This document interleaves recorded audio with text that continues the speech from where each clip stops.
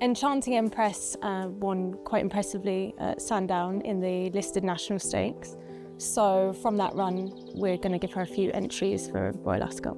David was really happy with her in her last run at Sandown. Every time we've asked her a little bit more, she's always given it to us. So she's a very tough filly. She didn't have the best break that day. We were a little bit on the back foot, but she really grafted in the final stages, and we feel that she's really earned her spot for Royal Ascot this year. Enchanting Empress has a few options for Ascot. She's a very versatile filly. You know, she definitely stays the 6. She's quick enough for 5 too. So she'll have a few entries, the Queen Mary, the Albany, and the Windsor Castle, I believe. Dom and the guys here, you know, have loved her from day one, and Piver rides her every day. So he's really got a good bond with her. He knows her. She goes out on her own each morning. Keep it simple. She is sassy, but she's also got a great mind. She's very straightforward. Well, we always like her since the day she came. She's always a happy filly, easy to train, does things very easy. Makes our life very easy, very uncomplicated sort of horse. She looked sharp and she looked like a 2-year-old prospect. And then we liked it even more when we started galloping her.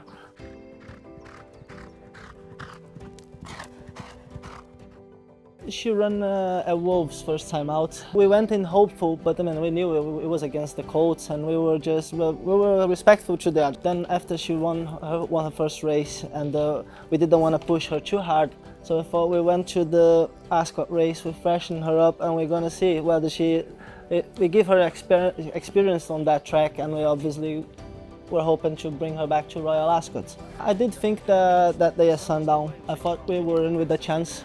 And you never know, these 2-year-olds, they take a big step from race to race. Well, we knew ours had improved, and we were hoping that she was going to run a very an honest race, and we thought we had a winning chance, you know. Side of Enchanting Empress, big run from Zeminitor in third, up towards the line. Enchanted Empress on the near side gets up to win the national. Rock Hunter. She kept on improving. Every race she has taken on, she has come out of it better than what she went in, you know. So I mean, she's still improving, and there's nothing that I'm hopeful that we haven't seen her best days yet. She's a very curious filly, as you see. She's always likes to be involved, and where there's people, she wants to be there, and we like to do a little bit different with her. She normally goes out on her own, otherwise there's too many things for her to focus on other than her job. So she goes out on her own, she has the same rider every day, and then she loves it. Eats well, trains well, sleeps well. What more can you ask her for, you know? From the day we bought her at the Somerville Sale, the guys have always loved her. You know, she looked very precocious. Kia fell in love with her too. Robson actually picked her out.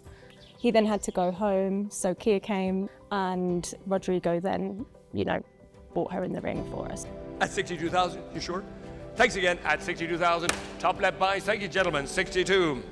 She went straight over to Mullingar into pre-training with Robson. He really sets a solid foundation for all of our 2-year-olds. You know, they come over here with a really good education, and it's great for the guys. They know how he works, they know where the filly's at, and we can then place them where we think will be most suitable. It's been brilliant for Enchanting Empress. She's a great example of how her education has then gone into training and racing. Having our base here, Felstow Court with Dominic French-Davis, is brilliant to centralise everything. The guys work really well together. We have a base that we can bring the horses that might need a little bit more TLC and a little bit more time, and it's great to have our own spot. One of our most recent graduates would be Olivia Meralda. We sold her really well for 725,000 guineas at the Tattersalls December Mare Sale. She was bought at the Craven, and she's gone off to America. Last week, she came second in Santa Anita in the Gamely Stakes. She was beaten by half a length in the Grade 1 there for William Walden and Woodford Thoroughbreds. So we're delighted to see that she's gone on and ran really well for Connections. Ascot is a huge part of the year for Ammo Racing. It's Kia's favourite track, so it's super exciting. The whole team will be there. And you know, last year with Valiant Force winning, it was our first Royal Ascot winner. And then King of Steel going on to win and then taking the Champion Stakes.